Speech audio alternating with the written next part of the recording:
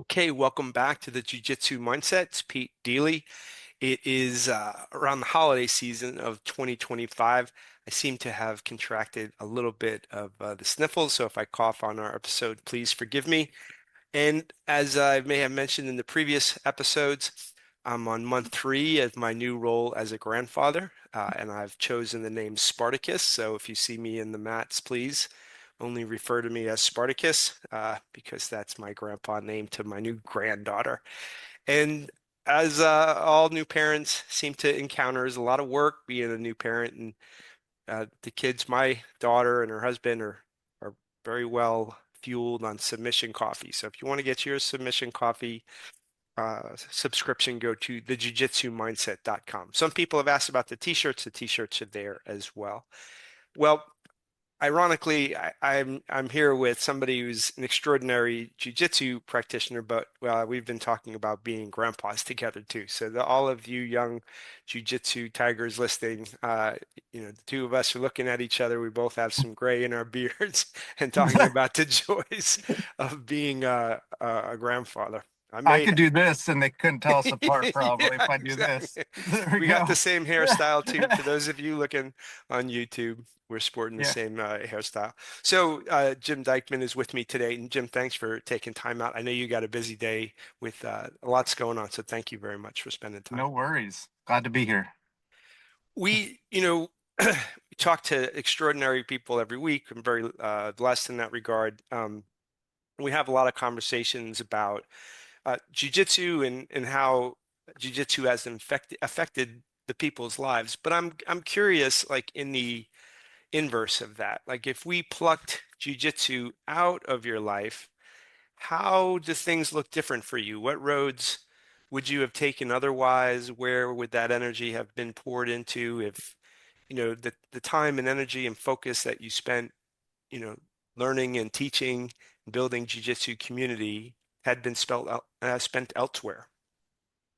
The weird thing is I'm not sure it would have changed too much because like when you talk about people who are devoted to jiu-jitsu, I think of like we mentioned, like Pedro Sauer, Yes, some of yes. these other people who are, Hickson, maybe even my friend Jake Johnston, who's in Southern Utah, the Vogels, like they've really devoted their life to it.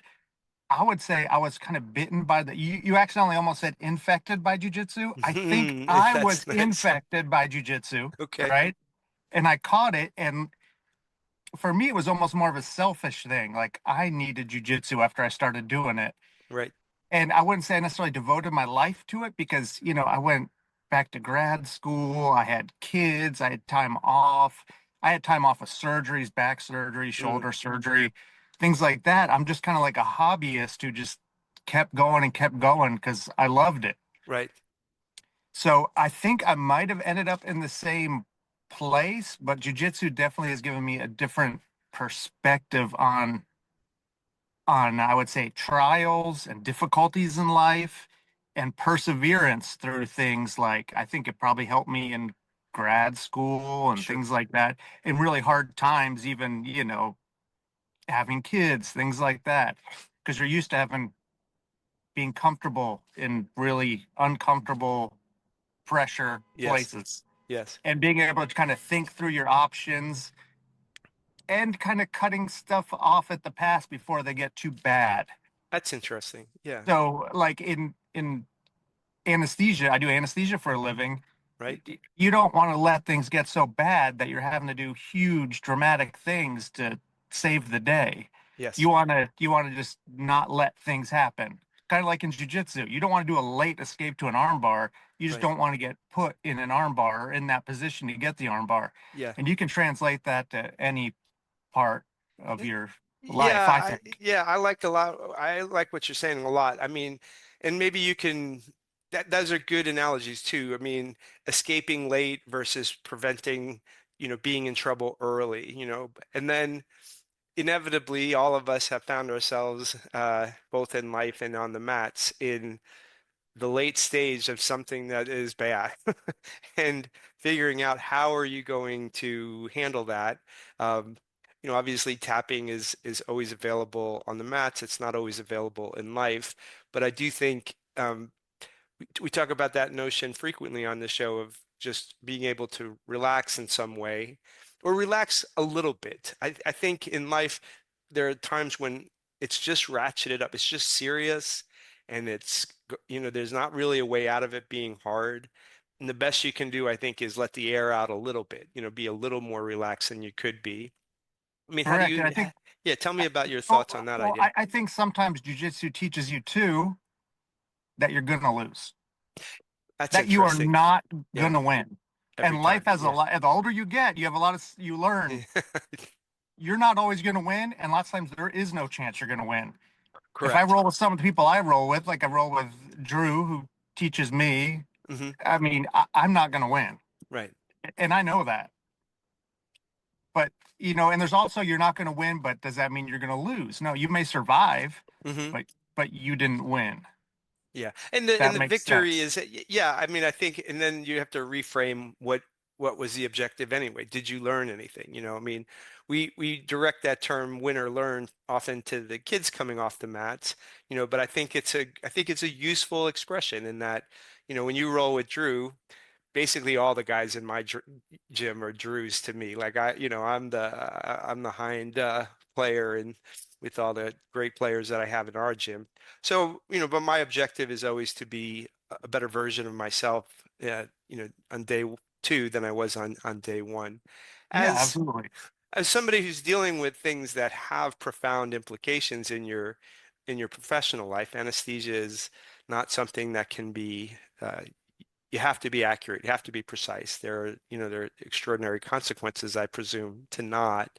Um, when you think about grad school and acquiring the knowledge that you needed to do what you do, when you think about teaching, do you see any similarities to the acquiring of knowledge off the mats that, when you look at how people learn, how maybe you learned, any similarities exist there, or are they just, one lives in the body, one lives in the mind? Like, what do you think about that?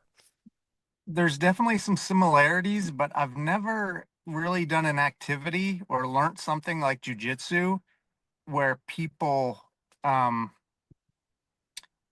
just think so lowly of themselves. Mm, Jiu-jitsu. I mean, most people, when you're learning something, you like, even in school, anything, you learn something, you're like, hey, I'm starting to get this. right.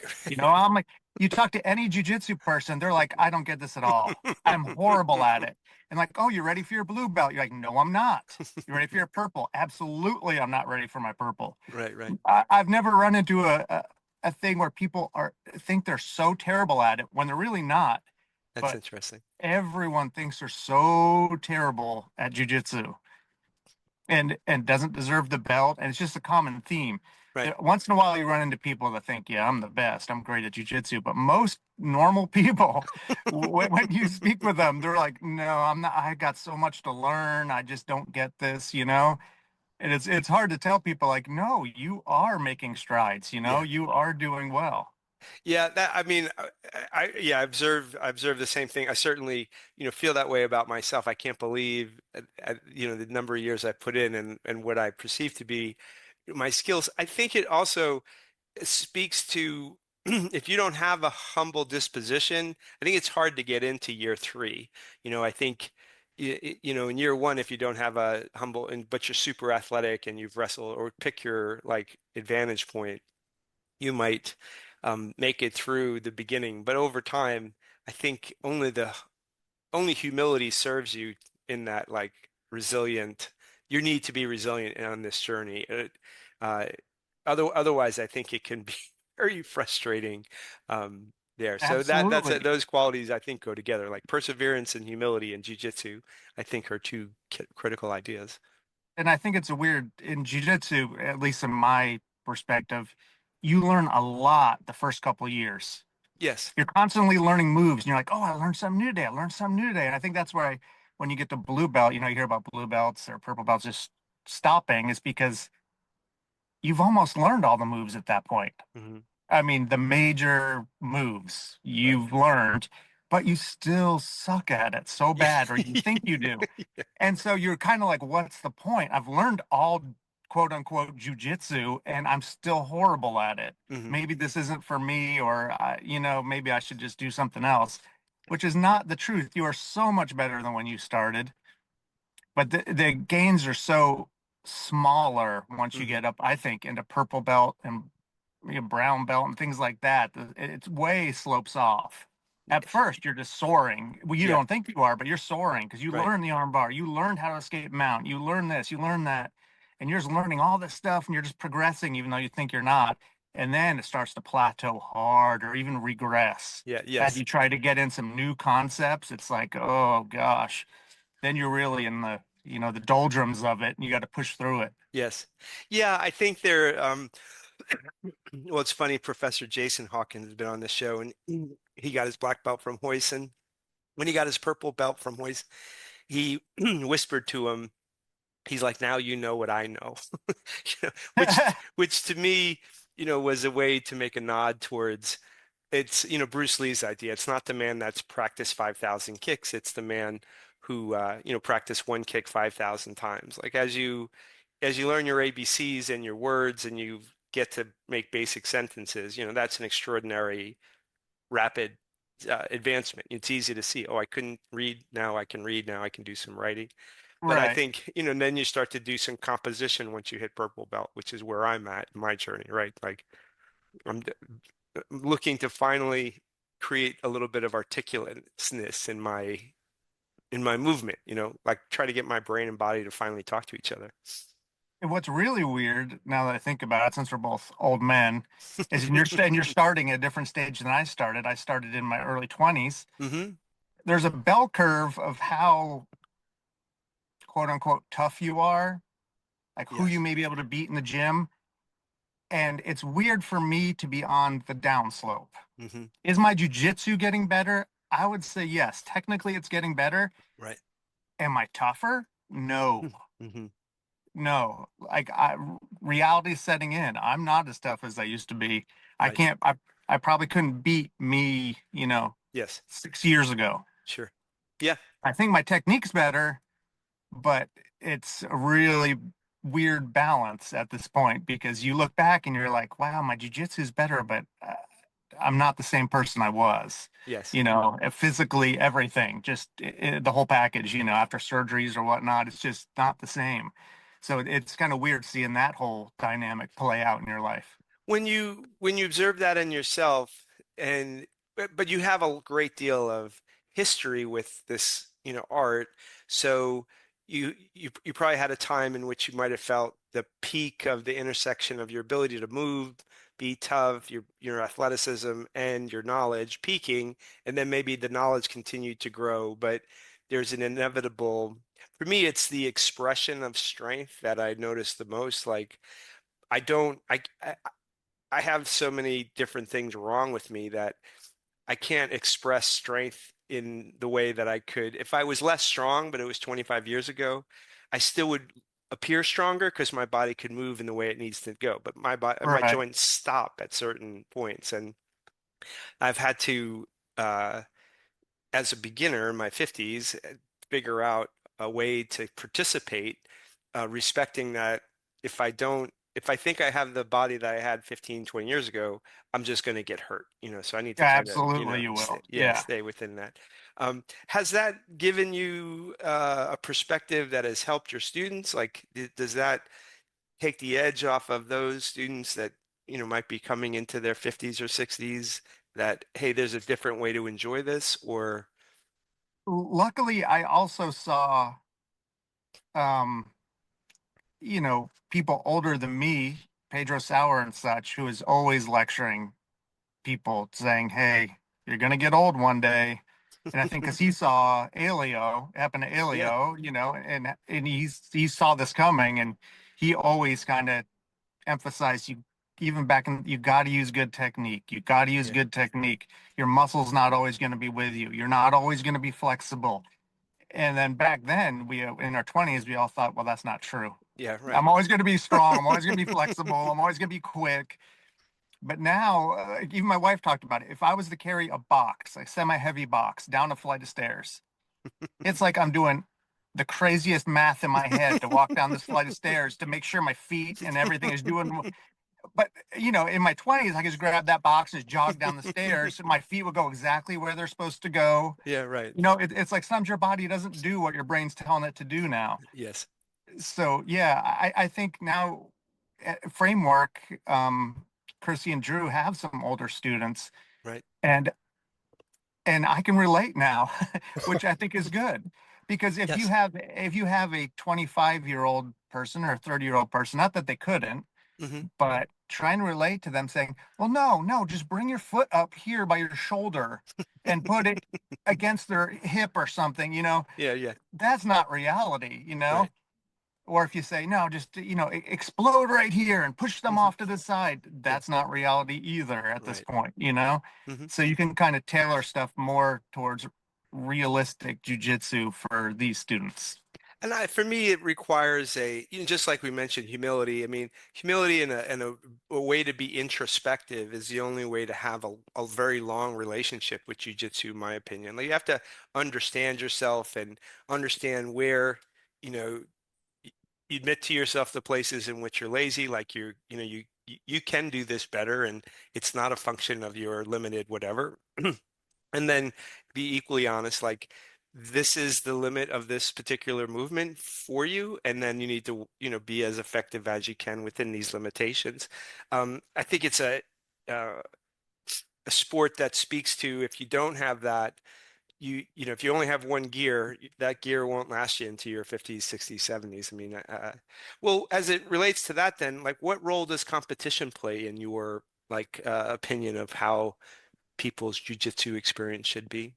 So I'm totally strange in this regard. Okay. I'm probably a total outlier because most people I know love competition or have competed a lot and said it did a lot for them, Hmm.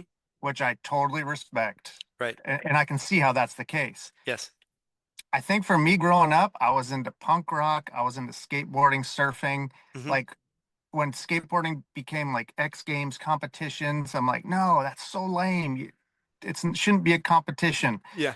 Surfing, I'm like more like, no. People say you should compete in surfing. I was like, no, no. Surfing's not a sport. It's Right. not a sport. I'm never going to compete in surfing.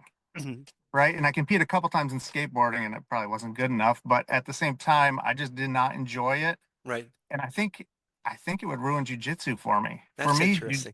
For me, jujitsu is just like the martial art. And like if I could, maybe because I'm an only child as well, if I could jujitsu by myself, I would love it. Right. Right. But you always need another person, and you're always competing in jujitsu. Hmm. You are with another person. But for me, I always looked at it like how I grew up skateboarding. You learn a sweep in class, right? Right.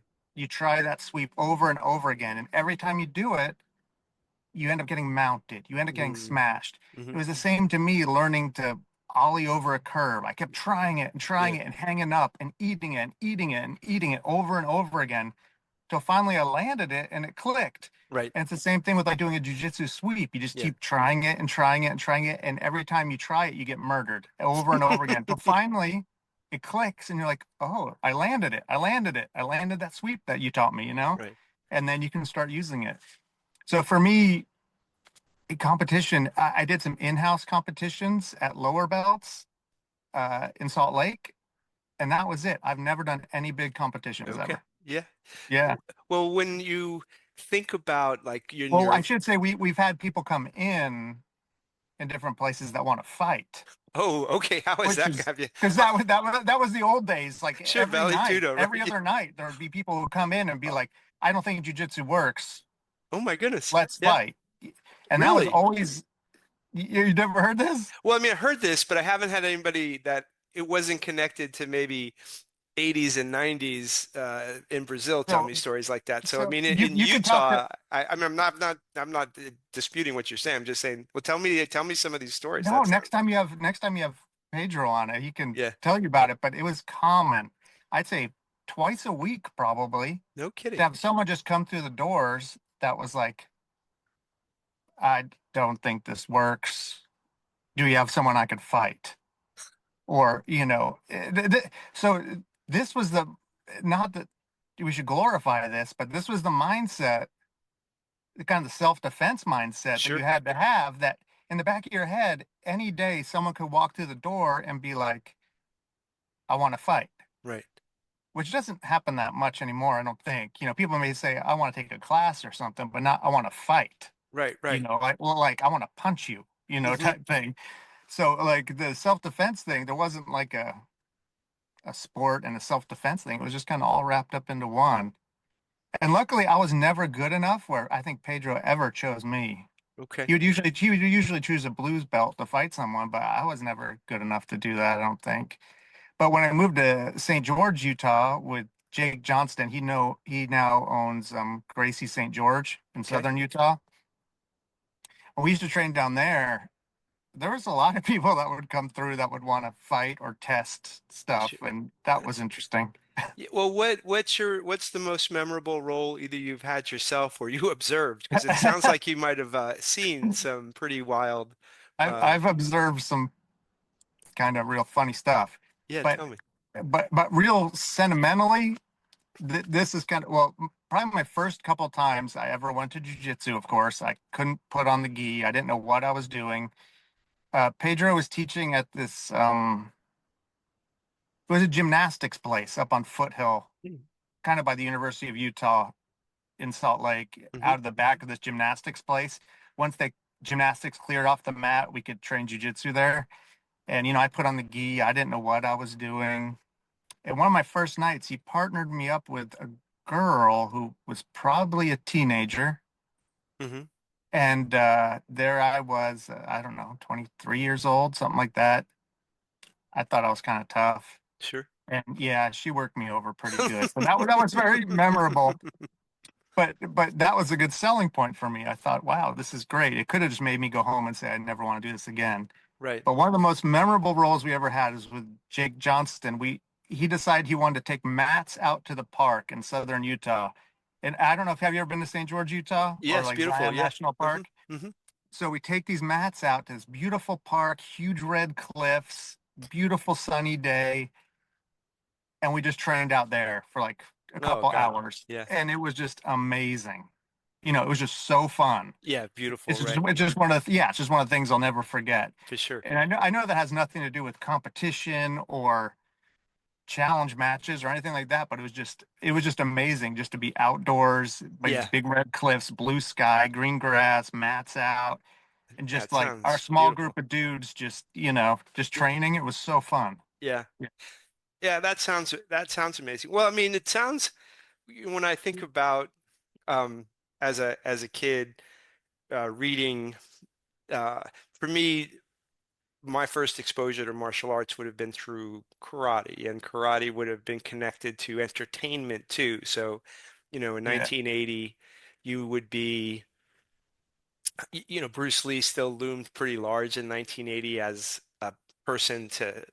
I'm not a big guy, so like, seeing Bruce Lee all muscly was like, oh, that's a body for me, and like kung fu theater and things that were not connected to reality, but still drew the notion of like being a fighter, being all of that, was then got connected to me to philosophical notions of, reading the Tao Te Ching for the first time as you know, a kid that was reading something you could not understand really, but I got, Right. Yeah. all that. But when you talk about that, the nature of harmony with things around you, so to be doing an art in a beautiful place connected to people you like, to me is a very harmonious situation. Just because it's impossible to leave alone for me, can you contrast that with any of those challenge nights? Do you got one story that Oh, like somebody coming in and Pedro pairing them with some blue well, belt and it going crazy? the, uh, when I think of like the funniest saga, because you mentioned Kung Fu Theater, and this triggered something in my head, and I hope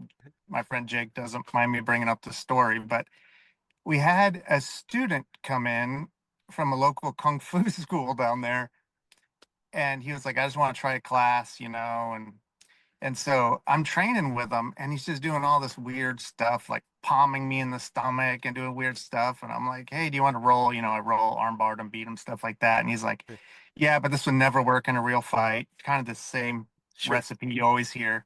And so he got tapped out a lot, and he said, well, I'm going to get my instructor to come in tomorrow.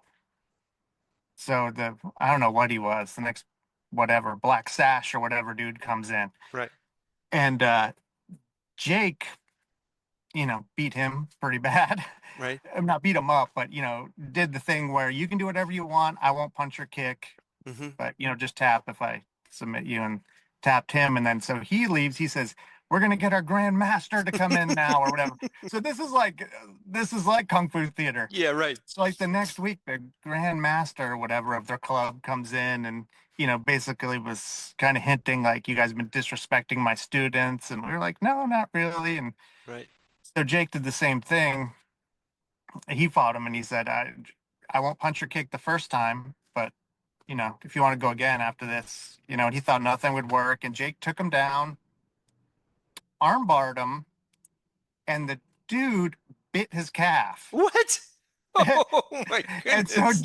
Jake just pops his arm, right? Well, Oh. actually, so that actually that's the second time they went at it. The first time, Jake mounts him, the dude reaches under and grabs Jake's nuts, Oh my right? God. So Jake just looks down at him and slaps him in the face. So he puts both hands up, Yeah. so he can no longer grab him in the groin. So this was the kind of stuff that was going on, the kind of shenanigans. That's So crazy talk. Yeah. it is crazy talk, but it wasn't uncommon in Salt Lake and in St. George just to have people come in and just want to Yeah. try This. weird stuff, Yeah. Well, that's and There's a you're. lot of stories, but Yeah, I'm sure you got lots of them. But someday I'd love to hear more. And it occurred to me that given that we're of the same vintage, when I say Kung Fu theater, you know exactly what I oh, mean. I know exactly what you're talking about. Because And that's what sparked that memory too. I was like, yeah, oh, this was because, they're like, I'm gonna go get my master. Then that yeah, master was like, I'm gonna go get the Grand Master. And we're like, we should have started with the Grand yeah. Just Master or should have something, started with that guy. Yeah. Yeah, yeah. Well, in your time of observing people, um, being impacted by jujitsu. On the other side of the stories spectrum, do you have a story that's your favorite? I'm sure you have many of these as well, where somebody came in and jujitsu impacted their life in a positive way. One of the things we started the podcast about was to get people to not quit. We call it around here the blue belt curse, and Oh yeah. and so we trying to get people to persist, to be resilient and keep going. And because we our claim is that you will find out the real benefits of this much later than you think you will. It's not that slope of that quick couple of years of learning. It's more in that long period of that's more devotional, where you show up and you just have little incremental gains. So I'm just curious if you got something you'd share with us that was where jujitsu was really, really good for somebody. So I would say not maybe it's more of a common theme. I see people that come into jiu-jitsu, they kind of get bitten by the bug of jiu-jitsu, Hmm. as you accidentally said, infected by jujitsu, which, Yes, which right. happens. It happens, and you can't get rid of it lots of times. But what they start doing is they start changing their lives to benefit their jujitsu, which in turn benefits themselves. That's So you may interesting. you Yeah. may have people who come in jujitsu smoke, right? Yes. And they're training and they're like, oh man, I need to have better cardio if I want to get better at jujitsu. Hmm. So they'll quit smoking. Or they're heavy drinkers and they're like, well, I can't make the morning class because I feel like crap because I drink alcohol. Yeah. So maybe they drop alcohol or they don't have such a good diet, which I don't have a great diet. I should just preface that. But they start getting a better diet to benefit their jujitsu. So they're doing all these good things for their lives to Yes. benefit their jujitsu, and in turn it's benefiting themselves. Yeah. Yeah, we And talk so not about just that. yeah, Yeah, the vicious cycle, right, that people have, but there's a virtuous cycle too, where one thing builds on the next and makes things, you make a part better, correct, makes the whole better. Yeah, I didn't mean to correct. interrupt you, by the way. Sorry. No, no, no, thank you. And I think what we were talking about too, the just the mental aspect of it. I've seen people who have my wife is a mental health therapist. She's a therapist. Hmm. And I'm not saying it's her clients that have come in, but I've seen people come in that have admitted that they have anxiety, Sure. depression. And in no way is jujitsu a cure for these things. Right. You're not going to be cured of depression because you start training jujitsu. You could be, but I'm not saying you will, or anxiety, Right. but I've seen it help a lot. Yes. And I mean, science says that, physical activity and stuff like that helps, but jujitsu tends to be something people start getting obsessed about. And I think it's hard to think about other things sometimes when you're focusing on jujitsu all the time. Yeah. So Yeah, yeah, wherever your attention is, you're going to follow where your attention is, I think.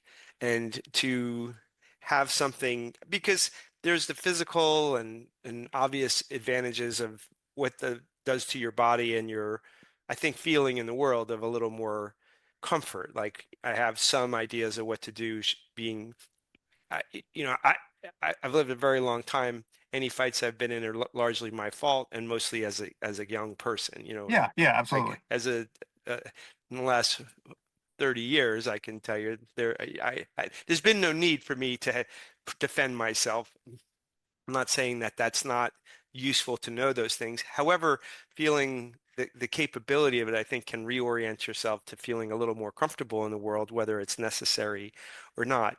But those things aside, I think what happens between people in the training process um, cre creates a foundation of can you trust a person? Many people trust is a slippery subject, but when you can tap and that tap can be respected, something I think happens between people in that environment. We're aggressive, we're trying to accomplish, we're a diametrical um, interests here. I'm trying to get you to tap that. And then when something gets out of hand, to get to that juncture, tap, I don't know, I think builds that muscle of, yeah, you can trust people in the world that exists. Um, and to me, that can reduce anxieties and things like that. Just thinking the world's different than maybe you think it is right now. Like they can't trust anybody about anything, I mean, for whatever it's worth. It just, Oh, I agree. I you mean, know, it's absurd when you think about in jiu-jitsu, we like today, there'll probably be some people at the seminar that I have never met in my life. right, But chances are I'm going to let them put their hands around my throat and get me in a position where I can't escape. right. And I just trust them. They could be a psychopath. I don't know who they are. That's And right. I just trust them that you're going to let go of this if I just tap. Yeah. And we do that every night at jujitsu, which is just bizarre. Hmm. Because even the people you don't know, and you're just trusting them with your joints, with your body. Yeah. And I think that's where having a good instructor comes in too, because there are places where it can be a totally different experience. It can be a not trust building, Yeah. Yeah. not Yeah. where someone does injure you, the first week just to prove a point, Yeah. and Yes. that's a totally different thing. That's where jujitsu can actually hinder people. Yes. So so sometimes you can make a great person, or I would argue sometimes, depending on the school, it can make the worst even more poor. Yeah. Yeah. Yeah. Yeah. Give them tools they shouldn't have. Just, Correct, correct.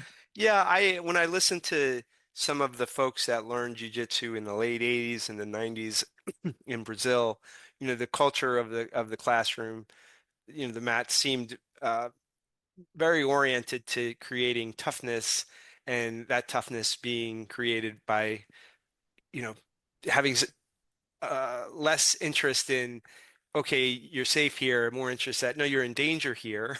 The whole point of being here is to be in danger. And yeah, Yeah. getting injured is kind of table stakes. And I've heard, I've even listened to some people say that um, we've lost something by not having a more dangerous kind of, while I understand that, like I'm from New York originally, and New York, Manhattan of the 1970s was a terrifying place. And if you weren't terrified to be you know, in Manhattan in Times Square in 1975, I can assure you, you were not paying attention. Like you were Right, right. oblivious to the dangers around you.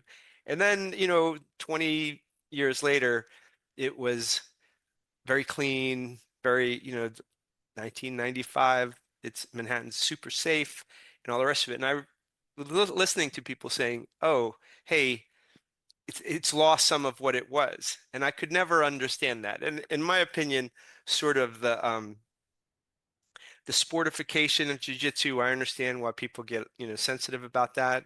I totally respect that notion, but I don't know, the jujitsu is for everybody idea, I think is making the world a better place. I think, jujitsu makes stronger humans and a safer world is one of my t-shirts, I mean. I would argue, yeah, in the early 90s, jiu-jitsu is not for everybody. Yes, I agree. I never feared really I was going to get hurt, but there wasn't a nice onboarding process. There wasn't people were going to lay the smack down on you and just mount you and smother you and just put you in hell Right. for that hour of training time. Hmm. It wasn't like they were going to let you work or feel good about what you've learned or maybe do the Right. move that you had learned and make you and build up your confidence. It was more like they were going to break you down for the first year. Right. If you survive that, then you're tough enough to do jujitsu, Yes. Right. type thing. Where I think, uh, not that I'm tough, but maybe those are the people that don't need jujitsu are the ones that can make it through that. Yeah, I mean, I think about environments that I were in that were similar in my 20s, and as a 20-year-old, that those things weren't the worst things, because I was 20. But if I had gone, I started when I was 50, I'll be 56 in 2026. You would never have me in that gym after 3 months if that had been my experience. I don't think, I mean, No, no. I don't, I think it would have not because just because I wouldn't have been able to participate, like Yeah, at my age now, if I started now and that's what it was like, I would, after the first week, I would just say, no, I can't do this. I have to work the next day. I yeah, have grandkids I need to be able to pick up. I can't just yeah, be mauled every single night. This right. isn't, this isn't it for And I me. wouldn't have been able to learn it. I mean, even then, I think, that I find the physical vocabulary something that needs space to experience, and I'm lucky. I mean, people I train with are very good about, okay, slow it down. Let's try to have you feel it before they're just whooping my ass every time to try and teach me something, Like I let my dad, I always have this memory of my father. I told him I would like for you to teach me chess. So we sat down at the chessboard and he just whooped my ass for years. And I'm like, well, when does the instruction happen? He's like, this is the instruction. Yeah, yeah, yeah, yeah. This is what, this is how I'm teaching. And finally realized he's not going to teach me anything. I better go get a stack of books and so on and so forth. Well, the last question, you don't have to answer now. Maybe you come back if you don't have your answers.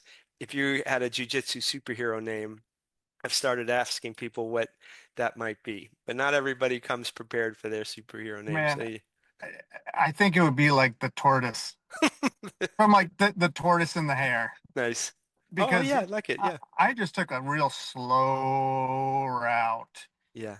I mean, I took breaks. Like I said, I had surgeries. I had grad school where I didn't train. I went to a couple seminars, like a Hickson seminar, a Pedro seminar. So I trained twice when I was in grad school. Um, I took lots of breaks from jiu-jitsu, but I always kept coming back, kept slowly, just slowly trudging through it. And I did it because I loved it. If I did it because for belts or for winning or for something else, I think I would Yeah. have quit. But I just love jujitsu, Yeah. so I would do it if I was still a white belt. Honestly, I'd still be. I know it's easy to say because I'm a black belt, but I would still be doing it. I just love jujitsu. Yeah. So I'm like more of the tortoise. There's no race. You're Yeah. only trying to be better than you were the day before. You don't have Right. to be better than anyone in your class. You don't have to be a great competitor because how many great competitors are there? Not many. Right. I mean, how many Michael Jordans are there? How many, things Yes. like this, Kelly Slaters are there? How many? Right. Yeah. You're not going to be a Kelly Slater. You're not going to be a Right. Michael Jordan. You're going to be the dude that's just shooting hoops at your local place, just playing with kids. So, I mean, that's what jujitsu can be also. And as long as you're learning and having fun, that's what matters the Yeah. most. Well, that's the Yeah. perfect place to start. I mean, to stop it today. All right. Well, listen, I hope that you come back again. Good luck with uh, Professor Driscoll's seminar today. And But yeah, I'm looking yeah, forward to it. yeah, it's going to be great. And this was fantastic. So thank you very much for the time. Yeah, I'm honored to be on. When I've seen the people that you've had on, I am nowhere. I have a different perspective, maybe because I am a nobody. but you've had so many people, so many big names and stuff that really dedicated their lives to jujitsu. And like I said, that's not me. I'm just like the tortoise that just kept doing jujitsu and kept it going and kept it going. Well, So, grandpa to and grandpa, eventually got there. grandpa to grandpa, I'll tell you that's huge value in that. And well, and I know Pedro Sauer is in your I think your world. It seems like with some frequency. He was on the show a few years back, and please give our affection to Professor Sauer.